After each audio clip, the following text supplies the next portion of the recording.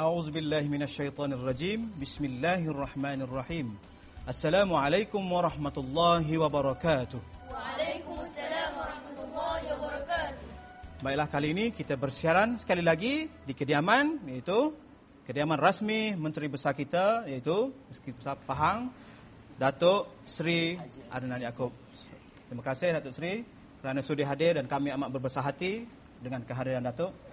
Kita terus kepada kali ini kita akan mendengar daripada penonton kita, penonton yang berada di Dewan ini. Kita telah belajar iaitu jiharkah, harkat pertama sampai pada harkat yang keempat. Jadi, apa kata kita bersama penonton untuk baca jiharkah yang pertama? Sila bagi nama. Assalamualaikum Ustaz. Saya Wan Mahiyah binti Wan Endut. Silakan. وفي الأرض آيات للموقنين. Okey, bagus. Tahniah, cuma ujung tinin. Biar sama dia punya ma'rif li sukun. Jadi kalau kata buat muqinin, nanti bila kita ada harkat yang canggih, dia punya alunan mahatah yang canggih, kita buat lebih, jadi orang tajwid marah. Sebabnya ma'rif li sukun mesti sama. Kalau 4, 4. Kalau 2, 2. Jadi kita ambil yang 4. Safe. Okey, baik ya. Jadi sebelum kita masuk kepada jiharkah penutup dan juga wuslah kepada Taranum Bayati, kita buat dulu latihan surah Al-Ahzab, yang mana kita akan baca kali ini. Kita test yang pertama sekali latihan nafas, yang kedua alunan. Okey, jadi nafas tak kira lah siapa-siapa pun. Kalau tidak ada latihan, maka makin lama makin pendek. Yang kedua, dari segi kesihatan kita. Hari ini kita sihat, kita tarik nafas, kita rasa steady, kita buat cantik. Esok kita demam, macam udah suara tak bagus hari ni.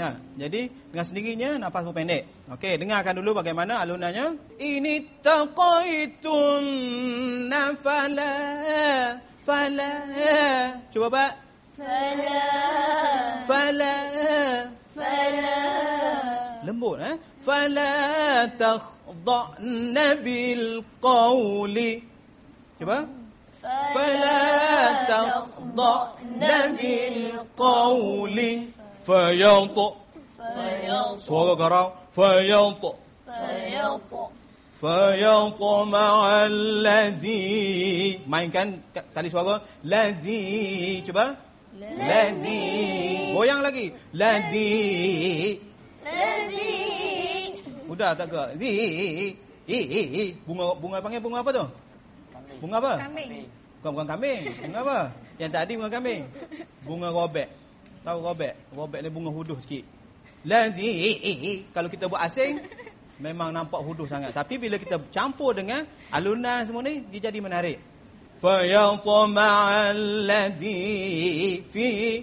Huduh sebenarnya tu. Tapi bila masuk campur dia punya ni, comel. Okey, sekali lagi. Ini taqaitun fala takhda'na bil qawli fayatma'alladhi fi qal. Habis dia punya qalbihi maradun. Maniskan balik. Maradun. Wa qulna qaw. Besarkan suara. Wa qulna qawlan ma'rufa. Okey. Jadi sebenarnya alunan yang macam ni, bagi peringkat adik-adik kita yang macam ni, umur 15 tahun ke bawah, memang sukar. Jadi kalau dapat 50% daripada alunan ni, alhamdulillah. Jadi insya-Allah lepas ini kita akan buat satu persatu untuk alunan surah Al-Ahzab ni. Jadi kita berehat dahulu dan kembali selepas ini tentunya dalam rancangan Mari bertarannum. kita berehat seketika.